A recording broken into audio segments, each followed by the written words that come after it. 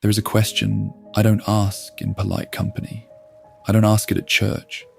I don't even ask it out loud in my own car. But it lives in me like a stone in my chest that shifts every time I breathe too deeply. Why does he stay quiet when I need him most? Not, why is there suffering? That's too big, too abstract, too safe. Philosophers have debated that for millennia, and none of them have held me at 3 a.m. when the silence was the loudest thing in the room. No. I mean the intimate, specific silence. The kind that happens when you're on your knees, literally or just inside, begging for a word, a sign, anything.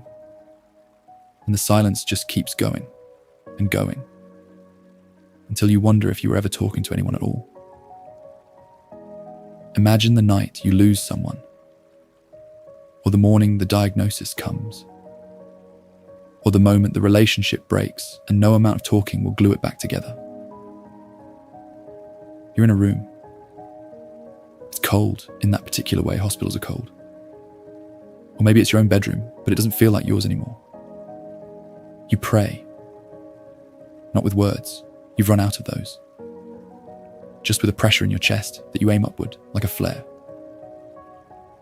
And nothing comes back. No peace, no presence, no whisper.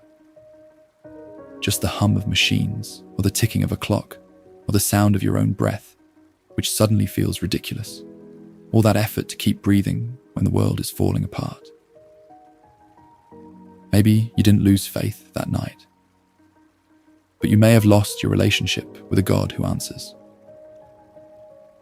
And since then, you've been trying to rebuild something different. A relationship with a God who is present but quiet. And that's harder, much harder. Epicteto, a man who was born a slave and died a sage, said something about prayer that I resisted for years. He said, "Don't demand that events happen as you wish. Wish them to happen as they do, and you will be at peace." When I first read that, I threw the book, metaphorically, because it sounded like resignation, like giving up, like telling a drowning man to just accept the water. But the more I sat with it, the more I realized he wasn't offering a lazy resignation. He was offering a different kind of prayer. Not fix this, not take this away, not explain this. But something more radical. Make me the kind of person who can walk through this without breaking. Maybe God's silence is not absence. Maybe it is the space where that kind of soul is forged. The soul that doesn't need constant reassurance.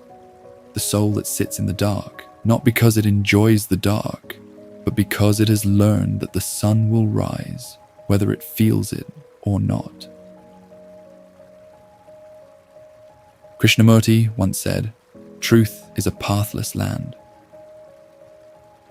Maybe God's silence is a pathless land too. No signposts, no directions. Just you walking and the quiet certainty, not the loud certainty, just the quiet one, that you are not walking alone. But I'm going to be honest, because that's the rule in this space. I understand all of this. I can write it. I can speak it into the darkness with a voice that sounds calm. But there are still nights when none of this feels like enough. Nights when I don't want a philosophical framework. Nights when I want a sign, a voice, a hand. And it doesn't come. And I'm left with the same question I started with, except now it's quieter, less angry, almost sad. Why does he stay quiet? I still don't know. But I've stopped interpreting the silence as rejection. Maybe the silence is just room. Room for me to decide if I'll keep talking, even without an answer. So maybe the question, why does he stay quiet, is itself a form of conversation. Maybe my "why aren't you answering" is still a prayer, still a reaching, still a conversation with the silence. And as long as I'm still asking, I haven't stopped talking to him. I haven't walked away. I'm still here in the dark, facing the horizon. And for now, I think that's enough. Stay with me in the silence,